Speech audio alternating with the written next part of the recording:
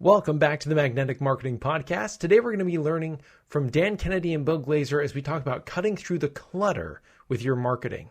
We all know the marketing messages that we are receiving are constantly bombarding us, and if they're bombarding us, they're definitely hitting our end customer. So if your marketing isn't carefully crafted to your target audience, you can't assume that you're going to have their focus for long, if at all. This is how you cut through the noise with real-world examples, no matter what medium you use to spread your message. This information is going to help you get the advantage you're looking for. I don't think there's anybody that has had a bigger impact in the field of direct response than Dan Kennedy. The legend of Dan Kennedy should be ignored at your own peril. They're not really lessons, they're kind of laws that you live by. Dan opened my eyes to what small business marketing looks like. Dan teaches strategic direct response that is timeless. His ripple effect touches people who don't even know his name. The world as we know it was changed because Dan Kennedy became obsessed with marketing. Welcome to the Magnetic Marketing Podcast with your host, Dan Kennedy. Well, hello, Diamond members. This is Bill Glazer, and I'm being joined by, once again, Dan Kennedy on today's call. And today's topic we're going to talk about is cutting through the clutter with all your marketing and advertising messages. And Dan and I thought it was particularly an appropriate topic for us to be talking about now because, clutter is not getting better or less of it. It's getting more of it. I know that, many years ago, when I first used to do presentations about outrageous advertising, I got the stats that people are actually seeing over 3,100 marketing advertising messages. They're either seeing them or hearing them or reading them every day, over 3,100. And now with the proliferation of online, with so many much more email and so many much more websites, I can't imagine what that number is today, but it's got to be probably a multiple of 3,100, which is just crazy. And at the same time, it's as I said, it's not going to get any better. And I think that we all have to become more aware of that, and we need to take some steps in our marketing and advertising to make sure that we do get cut through the clutter. And Dan, I'm going to sort of first turn this all over to you because I know you've had a lot of preparation, and if you could just sort of make the opening comments, and then we'll go from there. Well, I think you're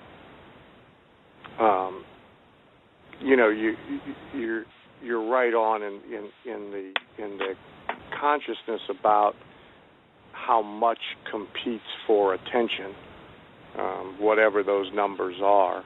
I mean, temporarily we're in an environment where there's less quantity in the mailbox.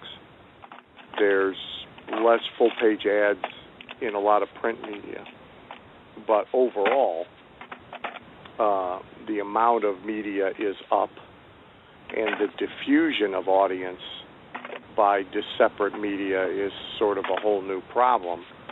In that, there aren't 3 television stations, there's 300, and people that are interested in cooking are over in one place, and people that are interested in science fiction are in another. TV really has become the magazine newsstand. And, of course, online, there's an endless diffusion.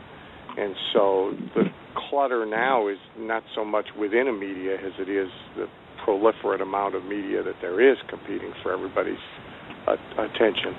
And you combine that with attention span issues and people being increasingly desirous of skipping over marketing messages and tempted to do so.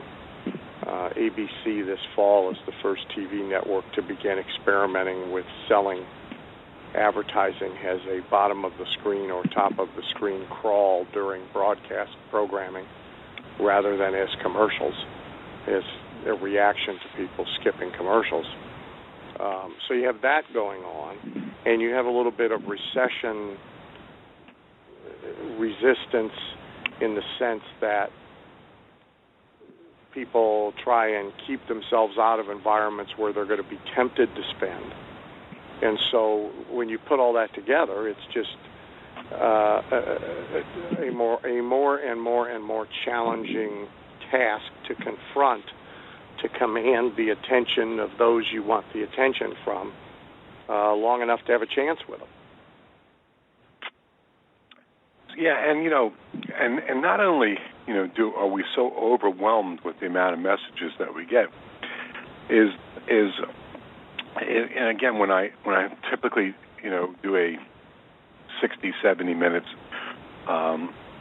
presentation at a live event on outrageous advertising, I always make the point that people are so overwhelmed, but I also make the point that specifically the type of advertising that I like to teach, which is this outrageous advertising, that people are also really bored, and so because they're getting so many, which leaps to this thing about how much you're getting. So it's not only you're getting so many messages in front of your eyes, but they're so bored with seeing so many of them that also makes it more difficult to get their attention because they're just like they're numb to the whole thing.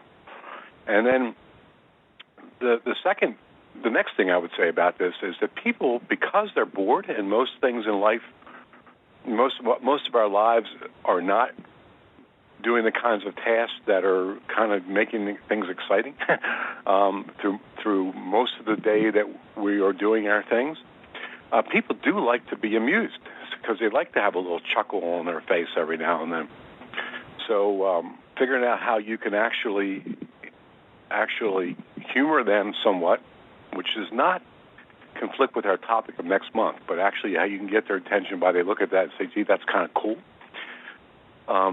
That works really well. And then, of course, the last part I always make from the front of the room when I teach this is the fact that buyers are buyers, and that if you can cut through the clutter, which leads to my next point, which is so critical, if you can cut through the clutter and you can actually combine that with the kinds of Glazer Kennedy marketing, or let's just call it direct response marketing, when you combine that together, then any kind of a buyer, when you can cut through the clutter, that can really, you'll get a much better response because of the fact that people actually just buy this thing. I always tell the story that the 5-page handwritten sales letter that I originally wrote, and this is back now in, I believe, 2002, and that won me the RAC Award at the time, the Retail Advertising Conference.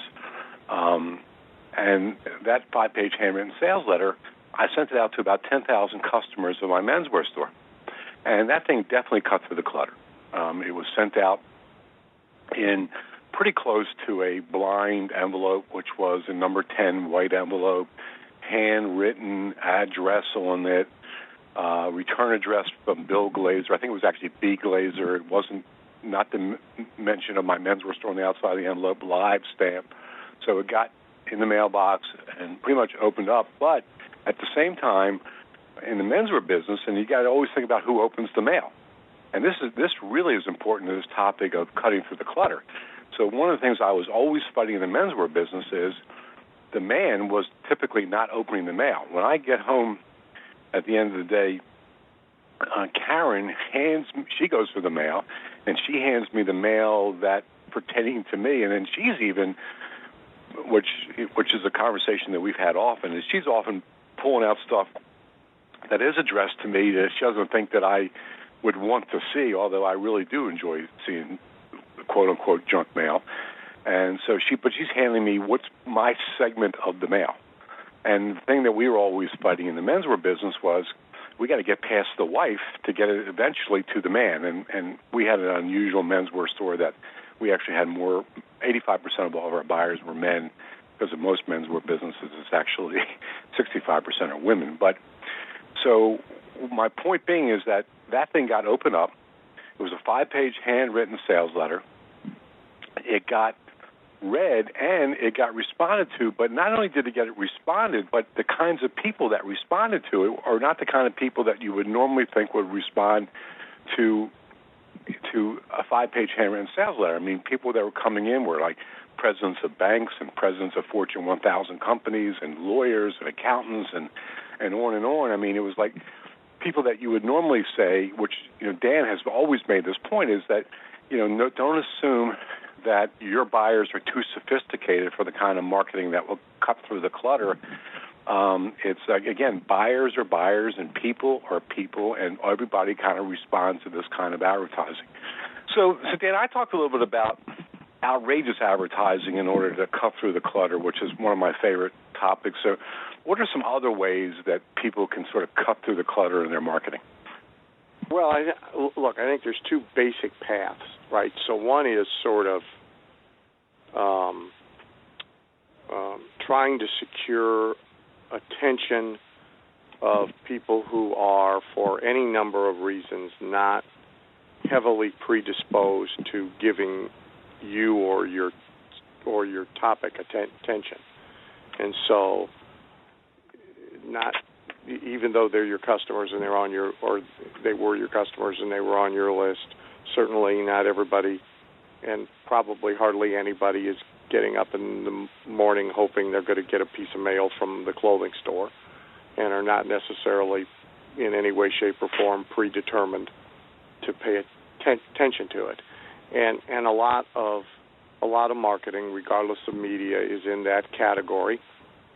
And so all this thought is given to how to get people who may not want to pay attention, may be distracted, may be busy, may think they're not interested in this topic. How do we get them to pay attention?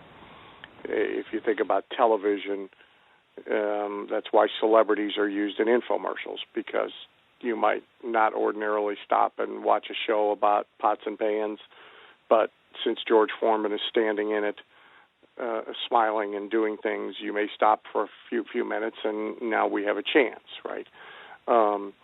It's why you use lumpy objects in direct mail, and why sometimes you might use FedEx instead of mail, and on and on and on. The other path is really has more to do with who than how. So the other path has to do with trying to be reaching out to people who are predetermined to pay attention to you and your message, and have a high probability of being so interested in that message that it will leap out at them, even if buried in clutter. The leap out example that everybody has had in their life, everybody understands, is you buy some kind of car that you haven't noticed on the road at all, hardly, and you think you bought something that is pretty unique, and after you own it, now every place you go, you see another one of them driving down the road, and it wasn't leaping out at you before, now it's leaping out at you. It was always there. And so interest causes things to rise out of the clutter, sort of like a magician can levitate a card out of a deck. And so that path is really all about who is the prospect, and being able to narrow in on somebody who has enormous, predetermined, in place, if you will, interest in what it is that you bring to the table. So if you own the mail order business that puts out the catalog called Wine Enthusiast, the task is pretty obvious. You better be delivering that into the hands of people who are in fact wine enthusiasts, or you're in trouble if you're just mailing that catalog cold to a list that is demographically correct, age, gender, level of affluence, but not necessarily known to be wine enthusiasts. Your cost of sale is going to be astronomical, and you're not going to be successful. And almost no matter what you did, coming from the other direction to try and help it, you'd still be unsuccessful. If you mailed the catalog inside a wine cask, if you attached corks to it, if you FedExed it, almost no matter what you did, you still would not be profitable. And conversely, if you have exactly the right who to send that to, you really don't have to be all that creative or imaginative, because if that catalog is in a great big stack of 30 catalogs that accumulate all week, and now the person is shuffling through them and throwing some in the wastebasket and some not, and they're a genuine wine enthusiast, that catalog is going to rise up right out of the clutter like a card rises out of a deck, and everything else may go in the trash, but it won't. So I have, in terms of the who, I've got sort of a really big shortcut for Diamond members to think about in terms of who. Specific to a topic that Dan and I talked about, actually it wasn't on one Diamond call. It was such an important topic that it took 2 Diamond calls to go through it, which was the 2 Diamond calls that we did on the referral program. And this is really valuable in this whole topic of cutting through the clutter, because it gets to this point of who.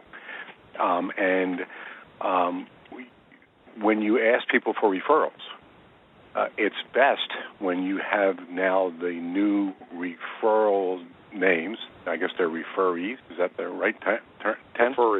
Referees is when they pray. When the referee/pray receives your first message, think in terms of cutting through the clutter. Who should that message come from?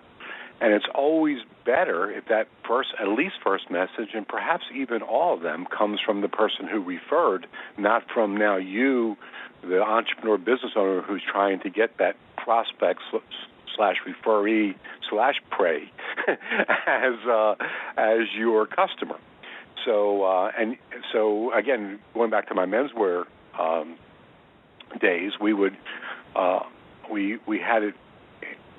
had it figured out in the sales cycle when we would be asking our customers for referrals, and then the first 2 letters that would go out to the new referee would always, in the headline, be mentioning the fact that it was such and such, whatever name of our customer, we had suggested that them and their name would be the kind of person who would also benefit from shopping at my store.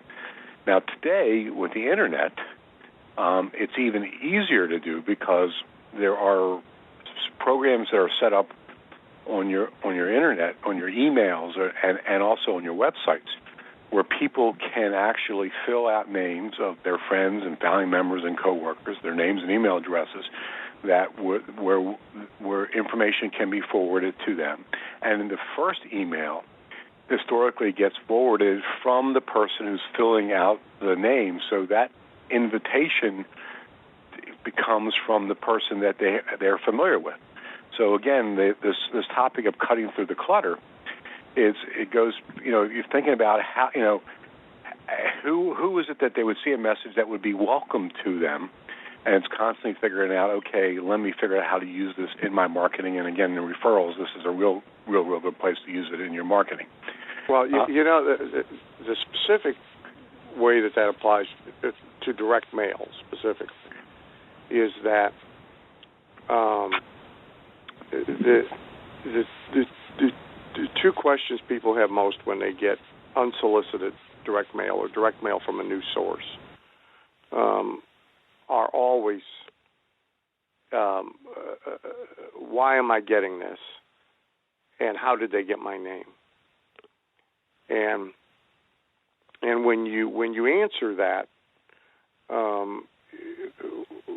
with something that relates to personal interest, you again immediately kind of rise up out of the clutter. For many, many years, we taught chiropractors, first of all, to always have a mandatory class for new patients that they had to come to as a group. And if they didn't come to class, they got fired as a patient. So that, depending on the volume of your practice, every week or every 2 weeks you were doing an evening class. And, of course, they were encouraged to bring a buddy. So that was a referral tactic is really what it was. But at that class, the doctor would collect names and contact information for referrals. That was the place to do it. And you helped them. Who do you know who complains constantly of back pain? Write them down. Who do you know who complains constantly of headaches? Write them down. Who do you know who works in a job who does a lot of heavy lifting? Write them down. So at the end of an evening, a doc's got 10 lists from 10 people who were there, 6, 7, 8, 9 prospects on each list. You got a pretty good little batch of prospects. Now, the lazy guy sends out the same brochure and the same letter. If he's smart, the cover letter or the lift note goes from the patient, not from him, as you've just described, so that the outer envelope can come from the patient, not from him. But the real lazy guy does no more customization. The smart guy customizes everything so that the ones who that are known to be complaining about back pain all the time, everything in that envelope, from what's in the lift note and the headline onto the enclosures, everything's about back pain. The person who works in a job that does a lot of heavy lifting, everything's talking about working in a job that does a lot of heavy lifting. And it bumps response for all sorts of reasons, but one of the reasons it bumps response is that it now is not treated as part of ordinary clutter because it directly relates to personal interest, keyword being personal. And most people's marketing now, again, regardless of media, has to do with general interest rather than personal interest. And so everybody is trying to get by one way or another with a message that covers a collection of people with different interests, or at least different priority rankings of interest, rather than finding a way to pinpoint the right message for you, which is a different message than the right one for me, even though we both may be headache sufferers, or we both may be back pain sufferers, or we both may be buyers of clothing. And, you know, as you pointed out, online media gives you new and different opportunities to do this that a lot of people don't take full advantage of. But clutter really means a pile of stuff that is not of great interest to me, or I have no reason to believe contains anything of great interest to me, that I have to deal with, sort through, sift through, process, get rid of. That's really what it means. When somebody says their garage is full of clutter and they finally got to clean out the clutter because there's no place to park the car, they don't mean that their garage is full of stuff of enormous personal interest and value to them. They mean that there's a lot of trash there to be thrown out. And so personal interest gets us into a different category altogether, regardless of how much may be around us in the same place, same stack, same media. Well, let me turn the conversation over specifically now to online for just a second, because online has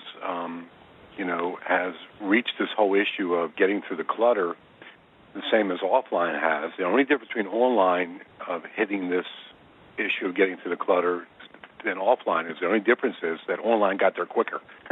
So clutter happened a lot faster than it happened offline. Which, by the way, before I even finish this thought, I wanted to loop back to something, Dan, that you said, because, and so this has nothing to do with online right now, but I just want to make sure I make this point. And because I have noticed an appreciable thinning of the in snail mail in my mailbox than I have before. Dan, I don't know if you're seeing that or not. Of course, you get all your mail sort of lumped together, but it's absolutely true, and it's a function of both monetary choice. So it's businesses just not wanting to spend money, period, at the moment. In most cases, idiotically, but not necessarily. It's businesses that were able to be profitable with what they were doing in direct mail when spending was freer and easier than it is now, and what was working doesn't, and they either don't know how to or aren't willing to reinvent what they were doing in the media, so they just abandon the media. And it's a function of the explosive growth of online choices. And so as a result of all of those three things, you're absolutely right. The average consumer and the average business is receiving less mail in any given day's mail. The catalog industry has cut back substantially, and that was always a big part of the clutter. The typical mail stack had, envelope mail, but it also had a lot of catalogs. Well, and they're not only cutting back in terms of frequency of mailing, but they're cutting back in the whole quantity of mailing. So right. The catalog is not as thick as it used to be because that's correct. And that really represents that thinning represents great opportunity. Well, for somebody who can get it right. That was the point I was getting to, which is when you combine, to me, what I think is the three key elements to use this as a huge opportunity. Number one is send out mail that will cut through the clutter so that it will get noticed and, let's just say, opened and read, number one. Number two is combine with that direct response principle. So if you send out mail and it doesn't get, it has all the right direct response principles, you don't deserve to get a good response. And then number three is to, as much as you can, get the who right, which is the mail is going to somebody who wants to receive your message. If you combine those three things together, it's a huge opportunity right now in direct mail. And if you're not looking at that opportunity and moving to that, you're absolutely crazy. And by the way, Dan, you and I, in our mastermind groups, whether it's Platinum or Info Mastermind, where we have quote unquote these, a portion of them are these straight online marketing guys. Yeah.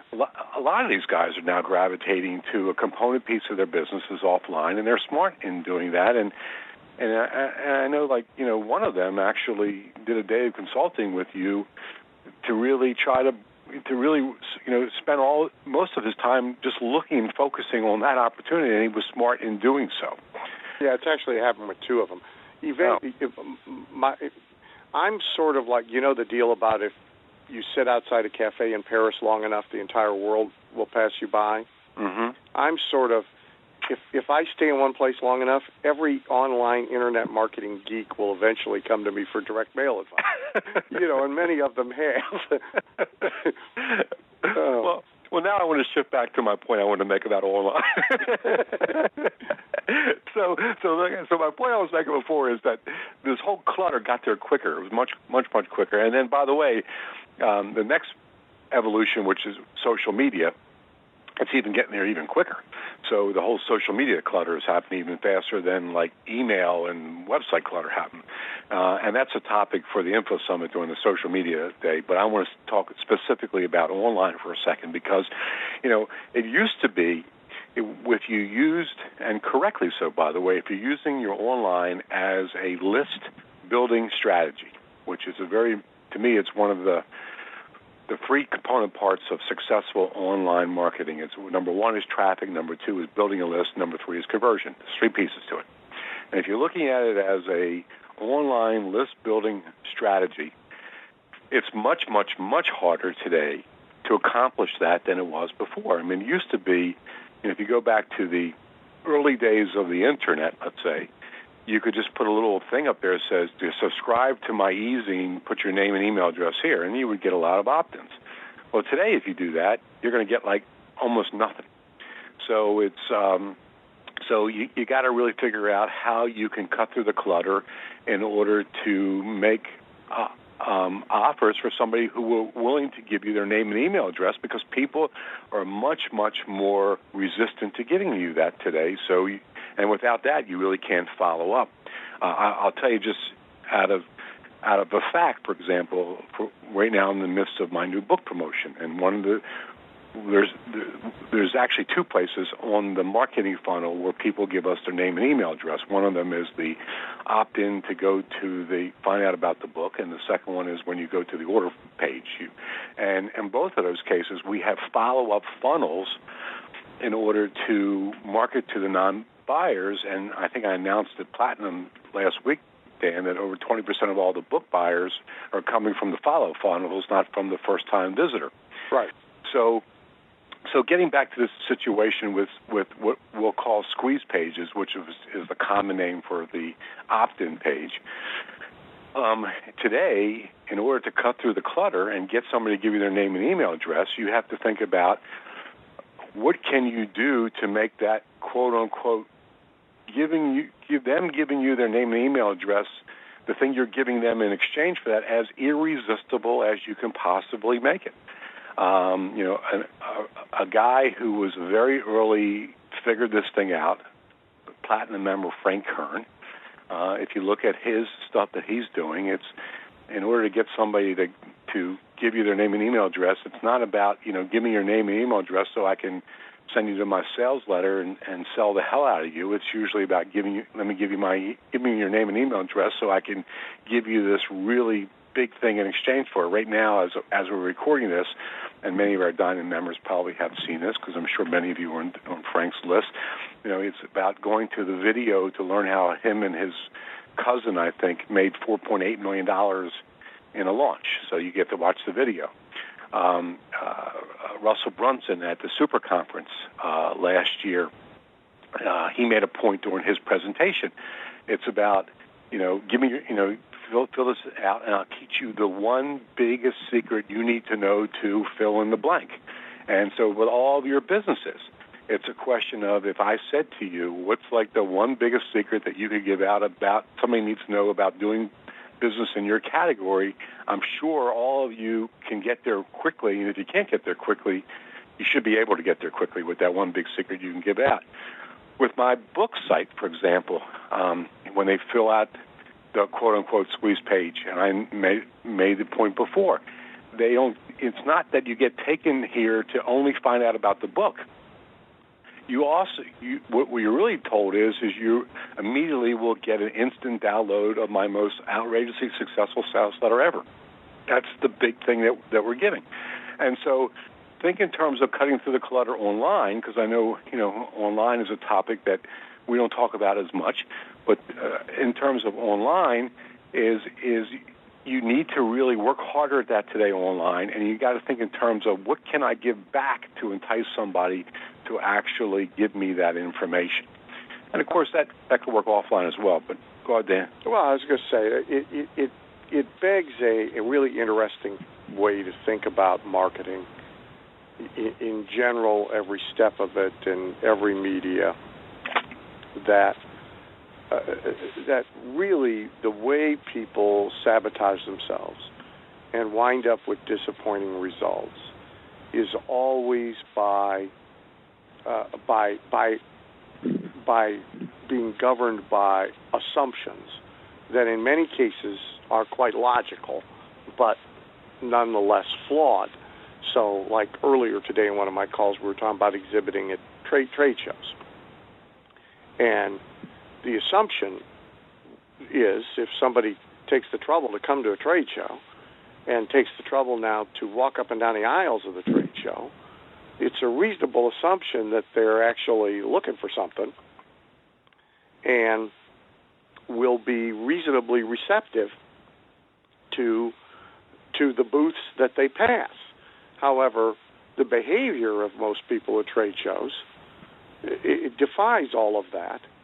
They stay in the center of the aisle so they don't get too close to any booth, and they do everything they can to avoid making eye contact with anybody who's working in the booths, which defies any common sense about why they're there, but yet it is the reality. And you would think that somebody that was on a mailing list about a particular topic might be eager to get anything about that particular topic. You would think that somebody that went to a website about a particular topic would be eager to provide their email address to get more information about that particular topic. And so all these assumptions in every place.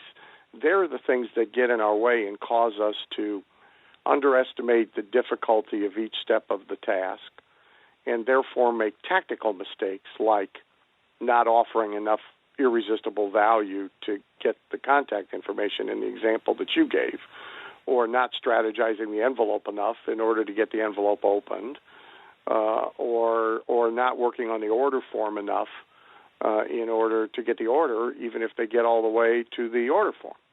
And online, we know there are bailouts all the way at that stage of the game. So it's really important to question every assumption that you have about every step of your process and how people will react to it as they move from step to step to step. Dan, I actually have a question for you. Here's the question. Right now, the most successful thing that's happened in the automotive business, the new car automotive business, and if you haven't seen this, you got to be living under a rock. And actually, I think it just ended. But they're doing this thing called cash for clunkers, and it's been hugely successful. I mean, hugely flawed. Also, I mean, I was talking to my client yesterday who owns a huge Ford Lincoln Mercury store here in Baltimore, and he's owed over $400,000 from the government, and he's got 100 and some clunkers sitting in his back lot that he's not going to demolish until he gets money from the government. Even though, in spite of the fact that even if he doesn't get the money from the government, he's still stuck with them cars. but huge flawed. However, sold a ton of cars. Yep. Sold a ton of cars and cut through the clutter. I mean, the promotion cut through the clutter. There's no doubt about it. I mean, whereas car dealers were trying to do stuff for anything they could think of doing prior to this. Last time they saw these kinds of run on sales was back when they first offered zero financing, which now today is kind of commonplace, but back then it was like special. And that was its problem. It created its own new form of clutter. Yeah. As this will too. Yeah, I mean, which is kind of interesting because the conversation I had with the guy who owns the dealership yesterday was he's now going to Ford and suggesting to Ford that, okay, government's not willing to pay out any more $4,500, but why doesn't Ford make this their next offer, which will you still do the cash for clunkers? We'll just give you the $4,500 off. Lexus, by the way, it got a very shrewd counter ad campaign that I don't know the results of, but my suspicion is that it's successful. I don't know if you've noticed. But, no, I haven't. They're running TV and print and I'm now not going to say it as elegantly as they do because I didn't actually write it down. But the premise of the commercial is really all about appealing to who you are as much or more than selling the car. And it basically says that ordinary people, mere mortals, buy what's on sale or what they have a great coupon for. But you probably want to buy your dream car. Now, they say it much better than I just said it, but their point is we don't sell cars to the kind of people who want to drag a clunker in and get $4,500 for it. You're a different animal. And therefore, you want a Lexus. It's very well done. And they've been running it all during the Cash for Clunkers program. I'll tell you something interesting about it, because I've seen the numbers from the Ford dealer. What's really interesting about it is, first of all, they've sold many, many more cars than they ever dreamt. I mean, you have 10 times more. I'm not kidding, than they ever dreamt they would sell. So they're real happy. Of course, they're not happy about not having $400,000 in their bank account, but they're real happy. But the second thing is that what they expected was that the people that drove in the clunkers were going to have terrible credit, because they figured a guy who had a car all this time, he didn't have credit. And they found just the reverse. They found that the people that actually brought in the cars had better credit than their typical customer's credit was, which kind of suggests that it has nothing to do with the fact that you kept a car for a long time, has nothing to do at all with the fact that you couldn't afford a car. It was just that wasn't your mindset to go out and get another car. I also, by the way, you're telling me about the Lexus offer. I knew it was going to happen, because I was thinking it, but I saw it for the very first time in our Sunday paper this past week, and was one dealer was now offering double cash for Clunkers. So you get $4,500 from the government and then $4,500 from him. So that's the next evolution I've seen. But I guess getting back to my question that I have for you is why do you think that cut through the clutter when you're dealing in an industry that's constantly in promotion mode? So now this is now yet a new promotion. Why do you think that thing worked? Do you think well, let me ask you, let me not even premise why you think. Why do you think? Well, I think predominantly it worked because, as opposed to other rebates and discounts and so forth, is because it was perceived as, understood as, coming from the government, not coming from the car dealer. And so the normal skepticism about the discount or rebate merely representing a price inflated to allow me to give you your own money back didn't exist. And the car industry is, it has totally destroyed any sense of price believability, so that no consumer really believes a sticker price. And so all of the normal rebates, and you get to buy at employee pricing, and you get this factory cash back, and all that. You used a word early in the call. There's a certain numbness to it. I mean, it's so ordinary, and it is there, ever present, all the time, that the market is pretty much numb to it.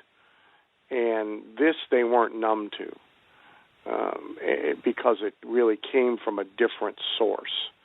And then secondly, the idea, the greed issue, the idea of you getting a lot more than what you were trading in was worth, I think was motivational.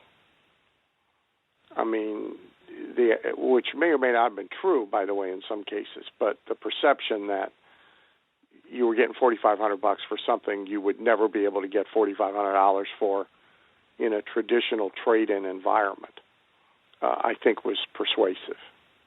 And because of all of that, it grabbed attention.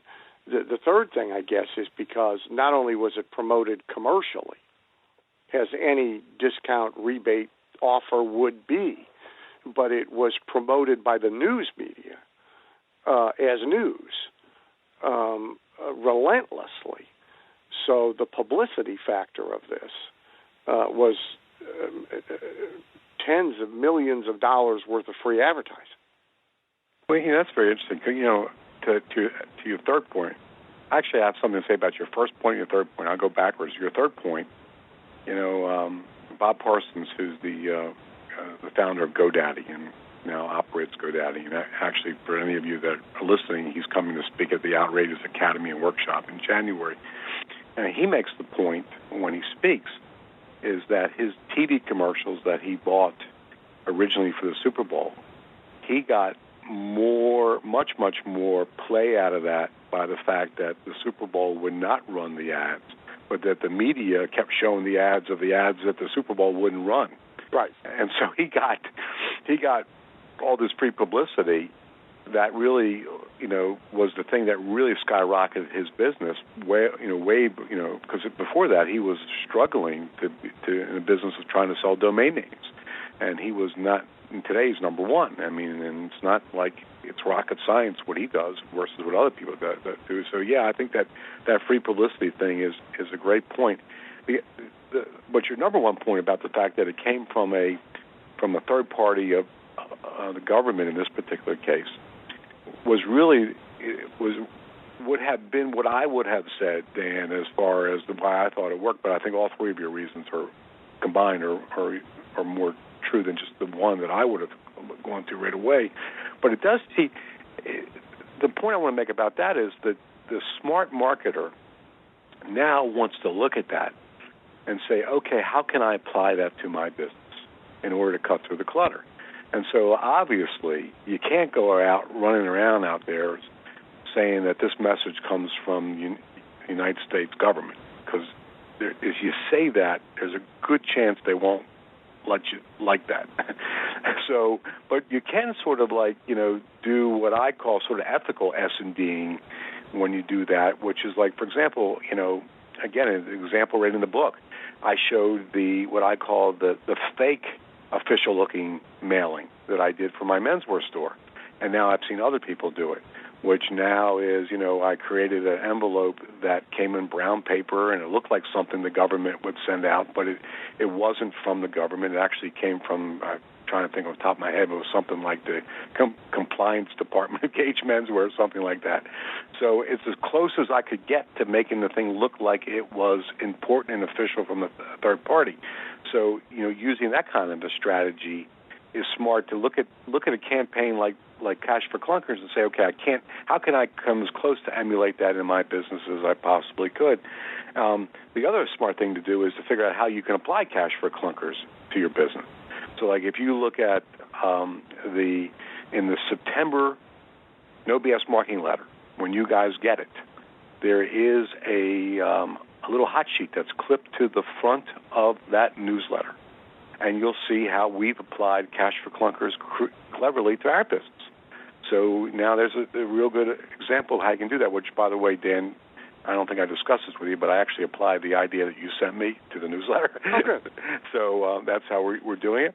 And the third thing I would tell you that, if you want to sort of go back again to this, where this thing is coming from.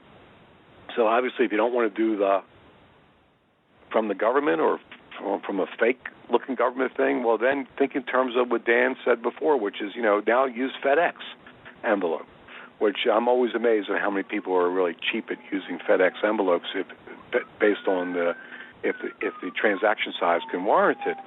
But now, you get this FedEx that's coming in to you, delivered by FedEx. Well, that's the same kind of thing. Is now this is coming from something that is positioned as it must be important if it's coming in a FedEx.